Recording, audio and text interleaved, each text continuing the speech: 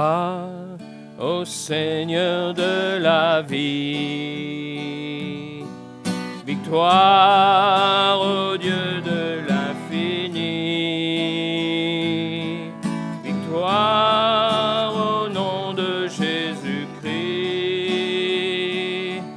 Victoire pour le Saint-Esprit. Le règne est pour le Tout-Puissant. Le règne pour lui dans tous les temps. Car l'agneau a donné son sang. Qui crie victoire dès maintenant. Victoire au Seigneur de la vie. Victoire au Dieu de l'infini. Victoire au nom de Jésus-Christ. Victoire pour le Saint-Esprit. Son nom est parole de Dieu. Il juge et règne dans les cieux. Il est le lion de Juda qui a triomphé du combat. Victoire au Seigneur de la vie. Victoire au Dieu de l'infini. Victoire au nom de Jésus-Christ. Victoire pour le Saint-Esprit. Dans ton temple, je médite sur toi et sur ton immense bonté. Comme ton nom, ta louange se répand jusqu'aux extrémités de la terre. Oh, dans ton temple, je médite sur toi et sur ton immense bonté. Comme ton nom, ta louange se répand jusqu'aux extrémités de la terre. Nous élevons ton nom, Elohim.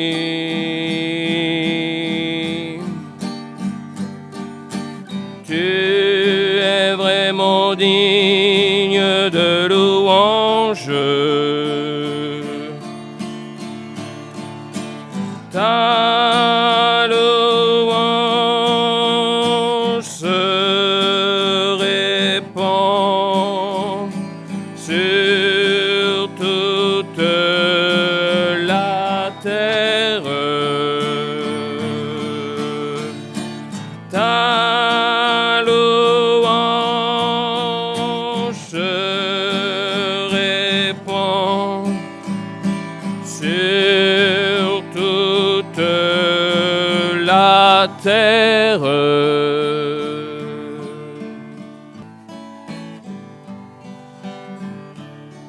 Mon Dieu, par quel amour tu paies un si grand prix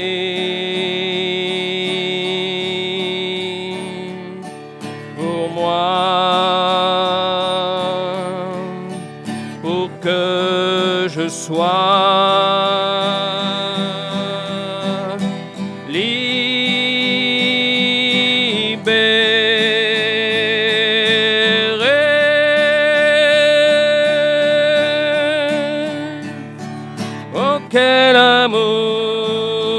quel sacrifice le Fils de Dieu s'est donné.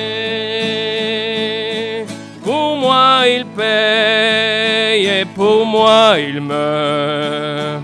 En lui je vis, en lui je vis.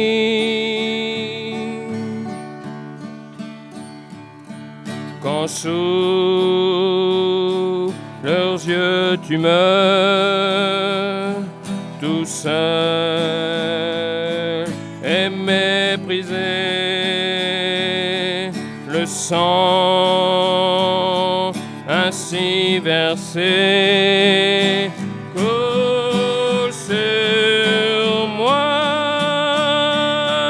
Oh, quel amour et quel sacrifice le Fils de Dieu s'est donné. Pour moi il paye et pour moi il meurt. En lui je vis, en lui je vis. Voici l'amour de Christ viendra comme un torrent laver tout mon péché. Tu vivras. Oh, quel amour et quel sacrifice le Fils de Dieu s'est donné. Pour moi il paye et pour moi il meurt. En lui je vis, en lui je vis, en lui je vis.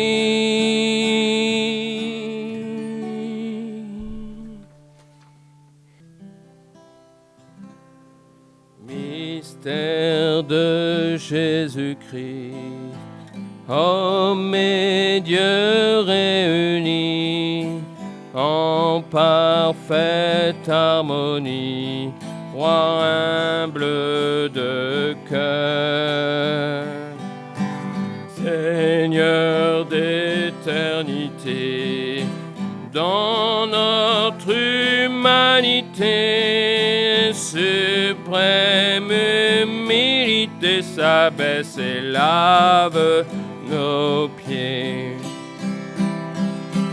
Ô mystère infini, homme et Dieu réunis, fléchis le genou,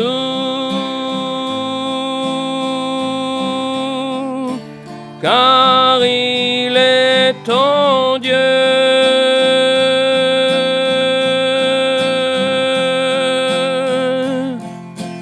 Il est ton Dieu.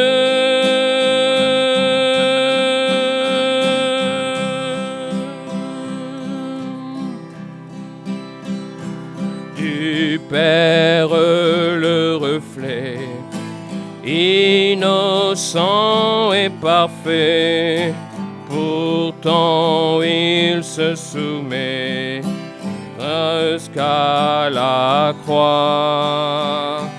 Pour nos péchés souffrants, victorieux par son sang, prie en agonisant, ô Père, pardonne-le. Ô mystère infini, homme et Dieu réunis, fléchis le genou, car il est ton Dieu.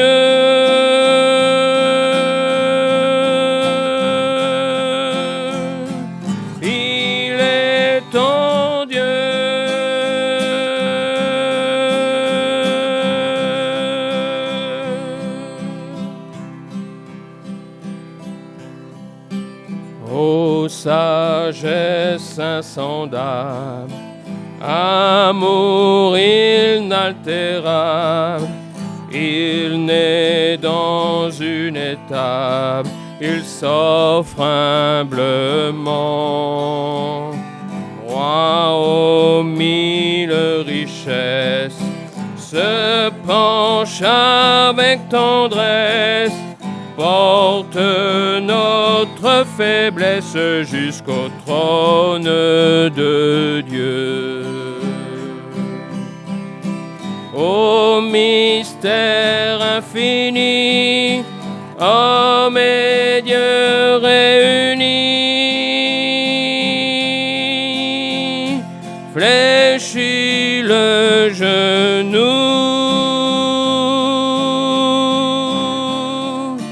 car il est ton Dieu.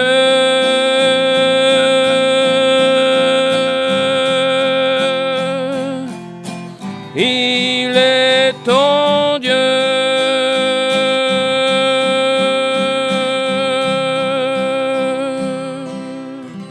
Amen. Donc, nous allons parler ce matin de ce qui compte. Et il est intérêt pour nos oreilles de bien s'ouvrir afin d'entendre ce qui compte. Alléluia. Vendredi, vous avez entendu qu'il faille avoir les yeux fixés sur la Nouvelle Jérusalem. Parce qu'en Christ, nous sommes de véritables pèlerins sur cette terre. Les choses qui comptent vraiment pour le jour du jugement sont en fonction de la vie que nous aurons menée ici-bas.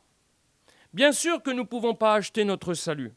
C'est le sang de Jésus qui nous rachète de tout péché et qui nous lave de toute iniquité et qui inscrit nos noms, quand nous sommes baptisés du Saint-Esprit, qui inscrit nos noms sur ce livre de vie.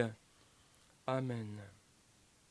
Seulement, nous devons comprendre que l'enjeu de l'éternité est tel que Satan prendra toutes les dispositions qui lui seront possibles de prendre et d'utiliser pour nous faire perdre les récompenses éternelles durant cette course ici-bas. Les temps difficiles, plusieurs fois mentionnés dans le Nouveau Testament à l'égard de tous, représentent la vérité qui ne nous est point cachée. Il n'y a pas de ceux qui n'ont jamais entendu l'Évangile ou refusent. Il n'y a pas que ceux qui n'ont jamais entendu l'Évangile ou refusent d'y croire qui sont asservis. De nombreux convertis, typiques de cette génération, trouvent également être esclaves du péché. Se trouvent également être esclaves du péché. Et cette situation problématique vient de notre négligence à proclamer dans son ensemble ce que suivre Jésus signifie vraiment. Beaucoup s'imaginent libres alors qu'ils ne le sont pas. Et leur mode de vie l'atteste. Jean au chapitre 8 nous dit au verset 34 à 36 « En vérité, je vous le dis, et leur répliqua Jésus, quiconque se livre au péché est esclave du péché. Or, l'esclave ne demeure pas toujours dans la maison. Le Fils demeure toujours. Si donc le Fils vous affranchit, vous serez réellement libre. Si quelqu'un a l'habitude de commettre le péché, cela montre qu'il se trouve toujours sous le joug du péché. Il n'est pas un fils, car sa vraie nature n'a pas changé.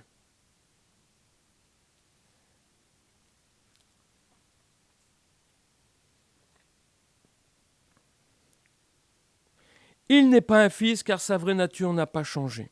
Il a beau se croire libre, parce qu'il a prononcé une prière de rédemption, il n'a pas abandonné ses droits personnels pour suivre Jésus.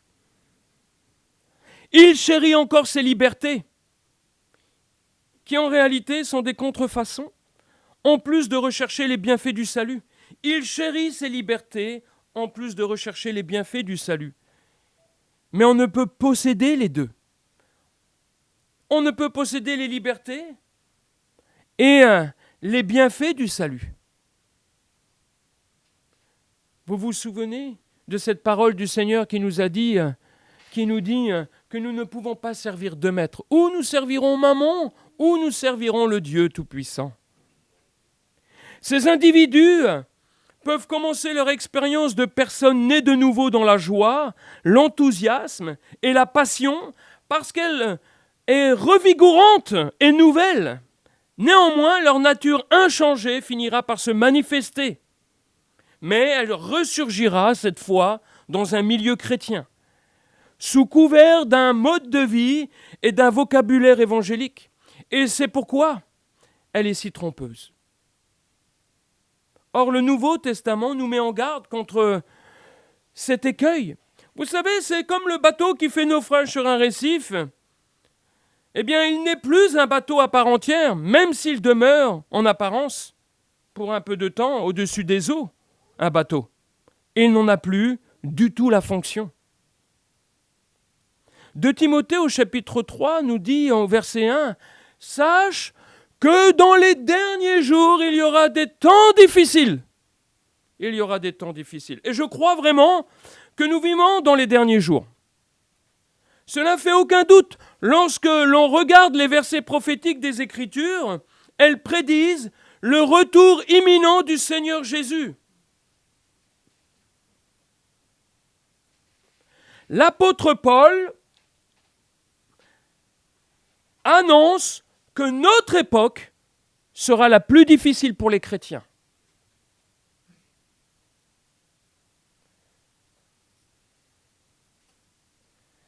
Et en quoi notre époque serait-elle plus difficile qu'une autre ? Parce que si on se penche sur les temps où Paul vécut, sous l'Empire romain, on constate déjà une grande opposition. L'apôtre, nous est-il dit, a reçu 39 coups de fouet à 5 reprises à cause de l'Évangile. 3 autres fois, il fut battu de coups de bâton. Il fut même lapidé et a passé des années en prison. Où qu'il aille, il ne rencontrait que d'instances persécutions. Pourtant, il affirme que nous connaîtrons des temps difficiles. Pourquoi ? Il en donne la raison dans la lecture de 2 Timothée au chapitre 3 et au verset 2 à 4. En effet, les hommes seront égoïstes, amis de l'argent, vantards et orgueilleux. Ils feront insulte à Dieu et seront rebelles à leurs parents. Ils seront ingrats et sans respect pour ce qui est saint. Ils seront durs, sans pitié, calomniateurs, violents, cruels et ennemis du bien. Ils trahiront les autres. Ils seront violents. L'orgueil les rendra aveugles. Ils aimeront le plaisir au lieu d'aimer Dieu. Et en examinant ces versets, on peut se demander quel message au juste Paul cherche à transmettre. En quoi cette description est-elle différente de celle des hommes de son époque ? Ses contemporains avaient eux aussi ces traits de caractère.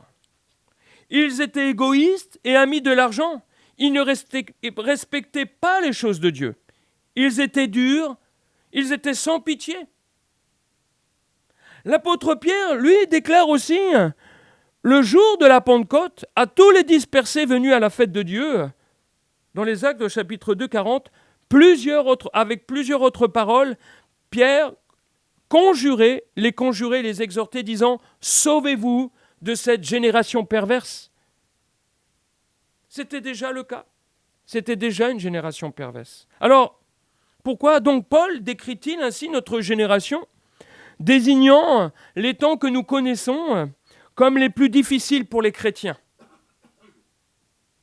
Et cette description ressemble un peu à la description de Romains 1, que dénonça Paul, mais comme étant ici la conséquence pour les hommes qui vivent sans glorifier et sans rendre grâce à Dieu, comme il se doit, quand on le considère dans ses ouvrages, par toute sa création. Il est écrit dans Romains 1, au verset 22, « Se vantant d'être sages, les hommes sont devenus fous. Ils ont changé la gloire de Dieu incorruptible en image, représentant l'homme corruptible, des oiseaux, des quadrupèdes et des reptiles. Et c'est pourquoi Dieu les a livrés à l'impureté. C'est pourquoi Dieu les a livrés à l'impureté, selon les convoitises de leur cœur, en sorte qu'ils déshonorent eux-mêmes leur propre corps, eux qui ont changé la vérité de Dieu en mensonge et qui ont adoré et servi la créature au lieu du Créateur qui est béni éternellement. Amen. C'est pourquoi Dieu les a livrés à des passions infâmes à cause de leur idolâtrie. Il les a livrés à des passions infâmes, ceux qui étaient figés en eux, dans leur cœur, au plus profond de leur cœur. Car leurs femmes ont changé l'usage naturel en celui qui est contre nature.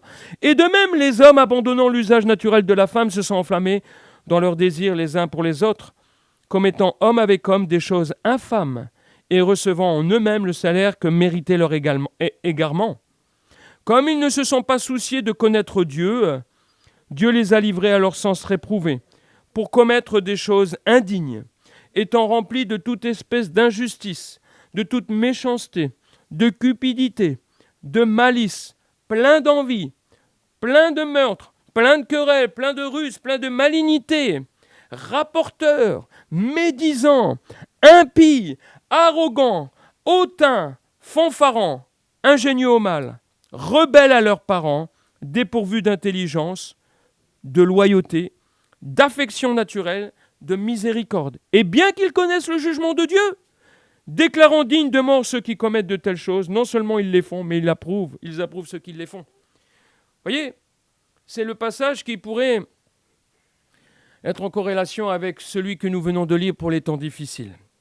Et la conséquence de ne pas se soucier de connaître Dieu a poussé naturellement Dieu à livrer les hommes à leur sens réprouvé, avec cette liste non exhaustive des bassesses du cœur des hommes, sans ce pare-feu de Dieu en eux. Si je n'ai pas le pare-feu de Dieu, ce Saint-Esprit, ce sang de Jésus qui m'a lavé, ce sacrifice qui a racheté ma vie, alors je suis livré à mon pauvre cœur. Amen. Mais ceci, mes amis, ne répond pas à la question que nous nous posons sur le pourquoi que les temps soient plus difficiles que celui des apôtres de la Bible. Et la réponse est dans le verset 5 du chapitre 3 de 2 Timothée. 2 Timothée 3,5, il nous est dit « Ils feront semblant d'être fidèles à Dieu, mais en réalité, ils rejetteront la puissance de la foi. » Ils feront semblant. Une autre traduction dit « Ils garderont les formes extérieures de la foi, mais ils en rejetteront la puissance. » Comprenez-vous? À présent, en quoi les temps sont difficiles? Beaucoup se proclameront chrétiens, nés de nouveau ou sauvés, sans avoir permis à la croix de mettre à mort leur vie égoïste. Ils n'auront pas fait le choix de délaisser tous leurs propres droits pour suivre Jésus avec ardeur. Ils croiront sincèrement qu'il est leur sauveur, mais ils s'affilieront à lui simplement pour ce qu'il peut réaliser pour eux et non pour ce qu'il est.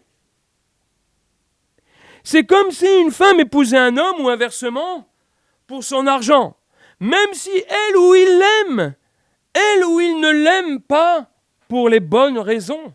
De la même manière, beaucoup recherchent Jésus pour leur salut, pour rencontrer des gens, pour réussir dans la vie ou pour entrer dans le royaume des cieux après la mort. Ils croiront en toute sincérité que Christ est le Sauveur, mais ils n'auront jamais cessé de contrôler et de garder leur propre vie. Plus loin, dans ce passage, Paul dit de ces croyants qu'ils veulent toujours en savoir plus, mais ne sont jamais capables de parvenir à une pleine connaissance de la vérité. Ils vont au culte, ils fréquentent des groupes d'études et autres rassemblements, entendent la parole de Dieu, mais ils ne changent pas. Les difficultés surviennent dès lors que les lignes de démarcation sont floues. Prenons l'exemple de quelqu'un qui serait égoïste, mais qui affirmerait avoir fait l'expérience d'une nouvelle naissance, qui emploierait le vocabulaire d'un véritable croyant, qui respecterait les choses de Dieu et montrerait même un grand engouement pour les rassemblements chrétiens sans pour autant avoir changé de nature. Au fond, cet individu serait un imposteur qui s'ignore et le problème, c'est que le mensonge dans lequel il vit se propage comme une maladie. Certains obéissent à la norme de la culture chrétienne. Or, cette norme n'est pas en accord avec celle de la vie éternelle, ce qui rend difficile le fait d'être un véritable croyant. À l'époque de Paul, la vie des chrétiens était menacée à chaque instant. Aucun questionnement n'était nécessaire. Si l'on prêtait allégeance à Jésus, on risquait forcément sa vie.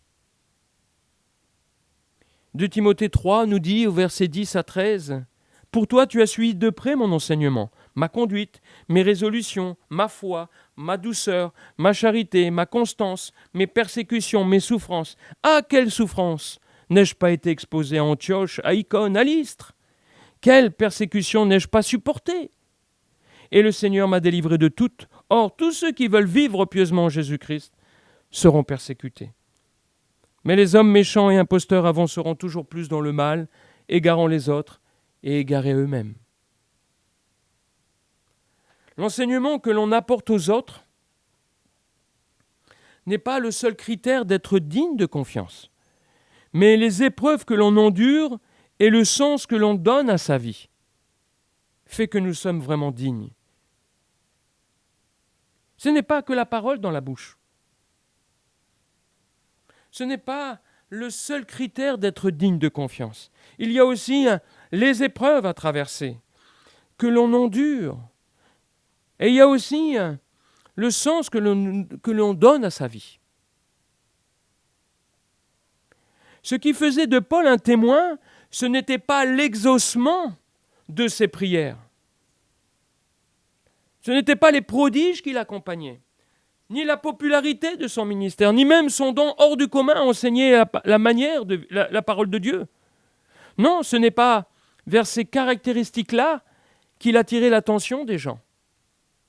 C'était vers sa manière de vivre. Comment vivait-il? C'est ça qui touchait les gens. C'est ça qui montrait aux gens qu'il appartenait à Christ, qu'il avait été racheté de sa misère vie. La façon dont on conduit sa vie était à l'époque et est encore aujourd'hui le facteur déterminant. Nous savons tous reconnaître et éviter les hommes méchants, encore que. Mais je pense que nous savons éviter les hommes méchants ou les entourages qui sont nuisibles. On sait les éviter. Mais j'aimerais vous dire qu'en revanche, pour les imposteurs, ceux qui endossent une identité extérieure qui ne correspond pas à leur nature profonde, sont les plus dangereux. C'est les plus dangereux. Ils prétendent être chrétiens et adoptent une forme de christianisme, mais leur comportement dément la puissante influence de la grâce sur leur vie qui demeure inchangée. Paul souligne bien que nous, non seulement ils tromperont les autres, mais qu'ils seront eux-mêmes trompés. Ce qui correspond à beaucoup de croyants. À cause de leurs critères de salut, beaucoup se rendent coupables. Ils touchent les autres par leur message, même s'ils ne sont pas enseignants ou pasteurs. Ils portent bien en eux un message. Car la manière dont ils vivent et la manière dont nous vivons, on dit bien plus long que ce que nous disons. Les chrétiens fidèles à Jésus doivent mener un combat pour ne pas se laisser influencer par le mode de vie et la forte personnalité de tels imposteurs de l'Évangile. Ceux qui ne tiennent pas ferme, y succombent. Et le temps est venu pour voir paraître tous ces faux semblants de Christ. Laissez-moi vous conter le jugement de l'homme que l'on surnommait Monsieur Trompé. Les portes s'ouvrirent et les 4 gardes royaux refirent leur apparition. Appelant Trompé cette fois, l'attention s'empara de lui et il se mit à trembler légèrement. Son heure était venue. Pour couvrir sa nervosité, ce qu'il savait très bien faire, il lança la cantonade. « Eh bien, les amis, on dirait que mon tour est arrivé. » On expliqua le protocole à Trompé, puis les portes du tribunal s'ouvrirent et il fut escorté dans l'allée principale. Il remarqua la taille et la splendeur du hall, ainsi que l'apparence de ses occupants. En avançant dans l'allée, il en reconnut certains d'1 ou 2 ans ses aînés qu'il avait côtoyés à l'école de la vie. Il en reconnut plusieurs n'ayant manqué presque aucune réunion organisée par l'Église. Il vit pourtant un dénommé impitoyable, qui n'allait jamais en cours. De notoriété publique, cet homme était mauvais. Trompé se figea en se demandant « Qu'est-ce qu'il fait là, lui ?» D'un signe, le chef des gardes l'autorisa à aller lui parler. Trompé s'approcha de lui et demanda « Impitoyable ? C'est bien toi ?» « On me connaissait sous le nom d'impitoyable, » répondit-il. « Mais le jour du jugement, Seigneur Jésus me rebaptisa réconcilié. » « Mais comment as-tu bien pu atterrir ici ?» lâcha Trompé. « Presque tout le monde te disait méchant dans la communauté. Tu n'as jamais mis les pieds à l'école et tu t'opposais à Jésus plus que quiconque. » « Oui, c'est vrai, » admit réconcilié. « Mais je me détestais et je haïssais ce que je faisais. Comme je n'allais pas à l'école, je n'avais jamais entendu la parole de Jésus qui transforme l'existence. Toutefois, quelque temps avant le jour de mon jugement, je suis allé au restaurant de charité. Elle savait que ma vie était sans dessus-dessous. Et d'une certaine manière, elle a décelé ma souffrance. Elle voulait bien m'offrir le repas à une condition, que je reste ensuite discuter avec elle. Elle m'a parlé de Jésus pendant 2 heures, de sa bonté, de son salut et de cet endroit appelé le royaume des cieux. Elle m'a expliqué qu'il n'était pas trop tard pour offrir ma vie à ce grand dirigeant, que je pouvais encore être pardonné de manière inconditionnelle et accepté comme habitant de son royaume. J'ai été submergé par l'amour de Jésus et j'ai soumis le restant de ma vie à son règne. Bien que je ne l'ai servi sur terre que pendant un peu de temps, je l'ai fait de tout mon cœur. J'ai rendu visite à ceux que j'avais opprimés ou escroqués pour leur demander pardon. Dans certains cas, quand il le fallait, je leur ai rendu plus que je ne leur avais pris. Trompé en resta bouche bée. Il regarda le garde qui confirma ce récit d'un signe de tête. Réconcilié reprit sa place et Trompé continua sa marche vers le trône. Il ne pouvait s'empêcher de repenser à ce qu'il venait d'entendre. On lui avait parlé de la grande miséricorde de Jésus, mais il venait d'en être le témoin de manière stupéfiante. Cet homme qui avait appartenu à la pire espèce paraissait à présent aussi noble et éclatant que les autres. Trompé était plus convaincu que jamais qu'il trouverait grâce aux yeux de Jésus parce qu'il croyait en lui avec ferveur. Au pied du trône, Trompé reçut le même ordre que ses prédécesseurs. « Rends compte de ton intendance !» Au pied du trône, à son tour, il vit défiler sa vie, depuis sa première rentrée des classes jusqu'au jour précédent, sous la forme d'un hologramme tridimensionnel. Quel soulagement de constater son assiduité scolaire, l'école du Seigneur, et son soutien manifeste pour Jésus devant cette assemblée. Cependant, Trompé fut bientôt effaré. Son mode de vie l'accusait. À l'époque, il avait trouvé des justifications à ses choix, mais alors qu'ils étaient ainsi exposés devant ce juge majestueux et ses témoins moralement purs, il se trouvait gêné et confus. Quand ses mœurs sexuelles furent rendues publiques devant cette noble assemblée, il voulut se terrer au fond d'un trou. Non seulement ses actes étaient révélés au grand jour, mais ses intentions et ses motivations également. Comment Jésus pouvait-il les connaître ? Comment pouvait-il juger Trompé sur des éléments que personne d'autre ne savait ?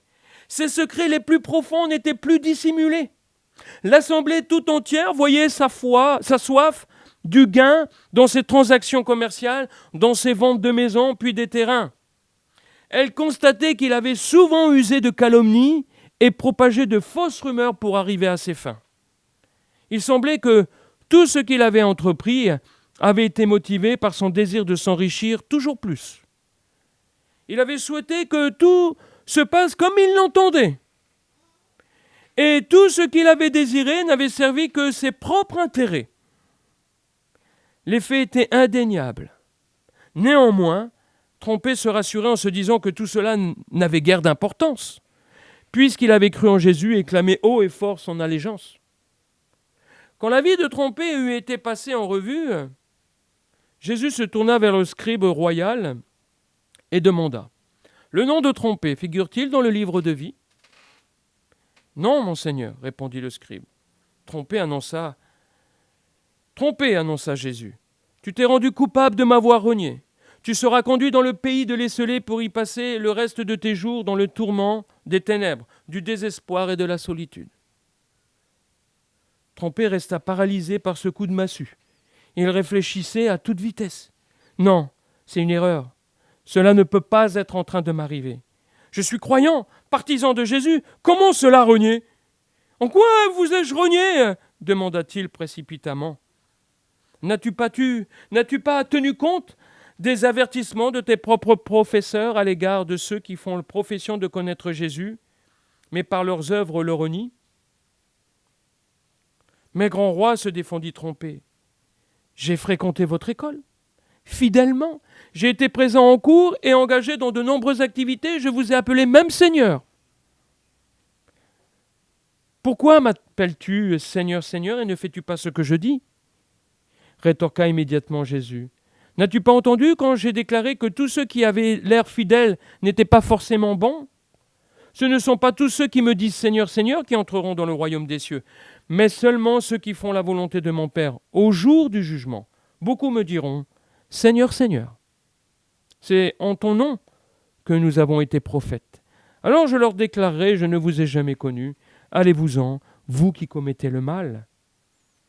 Mais j'avais la foi, reprit Trompé, paniqué. Je croyais en vous. D'après votre parole, je devrais être sauvé. Jésus était patient, mais résolu. Il tourna les yeux vers un citoyen de l'Assemblée, un ancien professeur qui occupait à présent un trône moins important que le sien. « Lis à Trompé ce que tu enseignas en classe. » L'homme se mit à lire les écrits sacrés. « Mes frères, à quoi bon dire qu'on a la foi si l'on n'a pas les œuvres ? Cette foi peut-elle sauver si elle n'a pas la foi ? Et moi, j'ai les œuvres. Montre-moi ta foi sans les œuvres, et moi, par mes œuvres, je te montrerai ma foi. Tu crois qu'il y a un seul Dieu, tu fais bien. Les démons le croient aussi et ils tremblent. Mais veux-tu comprendre, homme vain, que la foi sans les œuvres est stérile ? Tu dis que tu avais la foi, reprit Jésus. Mais la foi n'est rien si elle n'est pas accompagnée des actes d'obéissance qui vont avec. Il ne suffit pas de dire que tu crois, car même les démons croient sans pour autant être sauvés, c'est certain. Ceux qui croient en la vérité montreront une nature transformée et cesseront de produire le fruit du mal.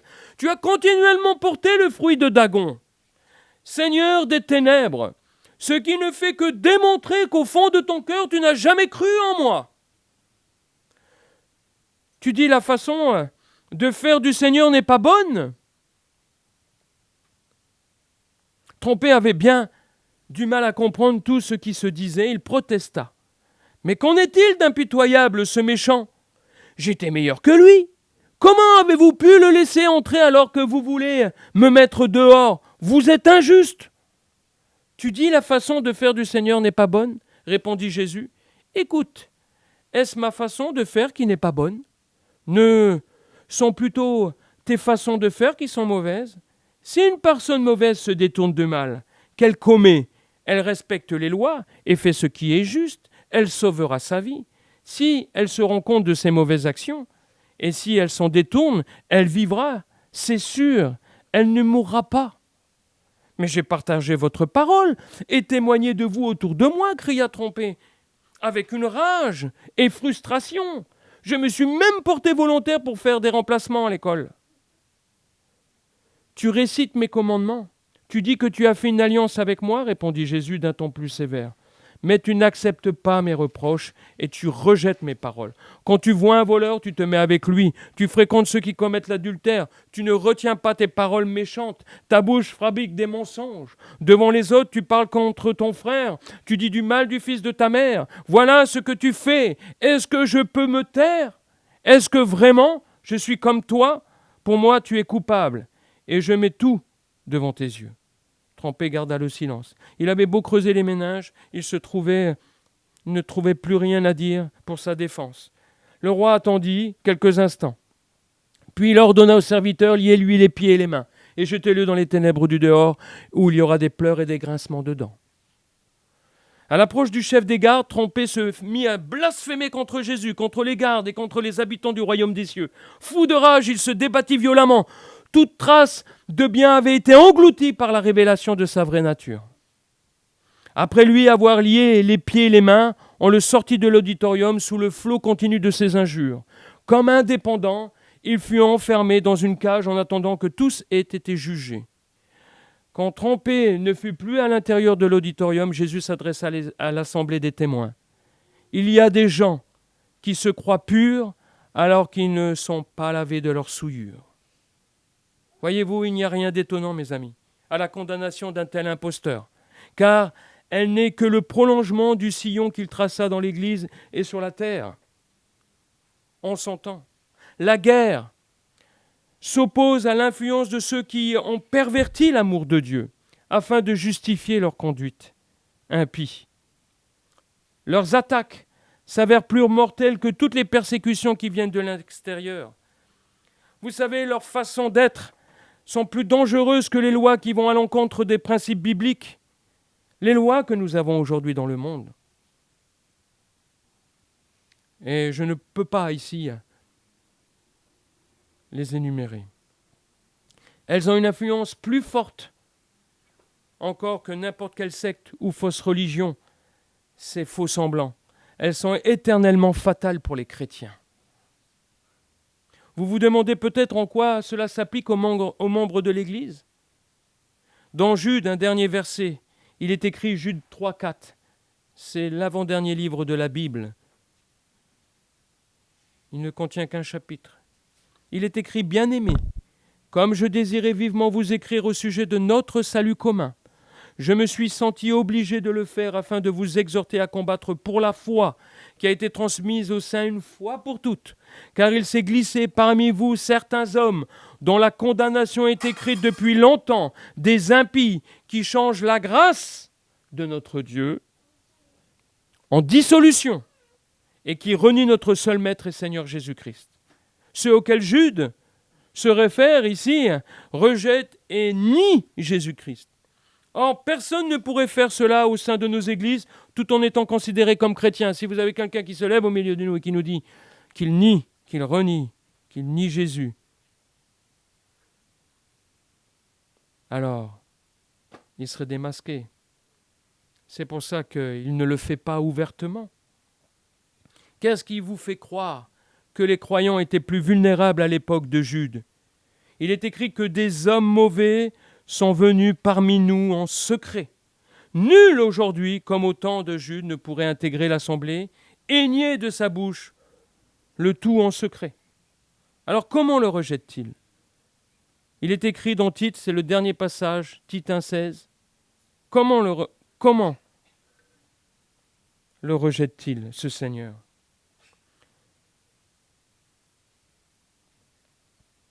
Il est dit qu'ils affirment connaître Dieu, mais leurs actions prouvent le contraire. 1 Tite 1,16, pardon. Ce qui prouve qu'ils ne connaissent pas Dieu, c'est leur mode de vie et non leurs paroles. De fait, ils affirment connaître Dieu. Ils disent que Jésus est leur Seigneur, mais leurs actes prouvent le contraire. N'oubliez pas, ils ne se contentent pas de tromper les autres, ils se trompent également eux-mêmes. Autrement dit, en toute sincérité, ils se croient chrétiens. Et face à ces temps difficiles, affirmons le message de l'amour de Dieu par nos paroles, mais surtout par nos actes, que nous avons bien été transformés par Christ. Amen. Alléluia. Que Dieu vous bénisse ce matin. Amen. Gloire à Dieu.